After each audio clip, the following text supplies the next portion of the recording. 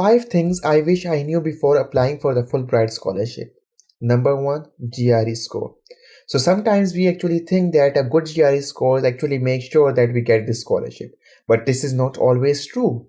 What the Fulbright Scholarship Committee is looking for is that whether you will be able to get admission in certain universities or not after achieving the scholarship. And a good GRE score actually give them an idea of that, but that's not always true. A lower GRE score can also help you getting a scholarship. And how is that possible? So sometimes your application is strong enough that universities give you the admission even before with even the lower GRE score. So in these cases, what you can do is you can apply to the universities before the deadline of the Fulbright scholarship and can get the acceptance letters from there if you get the admission, and you can submit it with the application. That actually increases your admission chances by many folds. The scholarship chances by many folds from the Fulbright committee. And same case goes for the high GRE score. So sometimes you get a high GRE score but your application is not strong. Repeat the same process. Don't lose hope. You can get this scholarship even with a lower GRE score. The second thing is there are some fields that are being preferred by the Fulbright Scholarship Committee, in which they actually give more scholarship as compared to the others. These fields are usually in the fields of climate change, water, energy, social sciences. So if you belong to any of these fields, do apply. Even if you have lower credentials, because these are being recommended by the Fulbright Committee.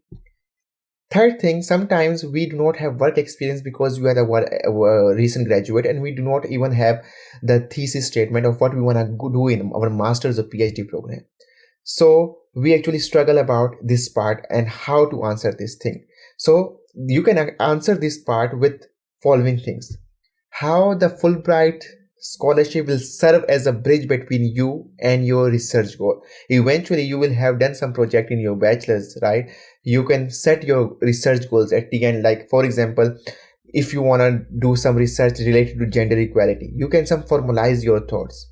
But the efficient way of doing this is you can find out some crisis in your country.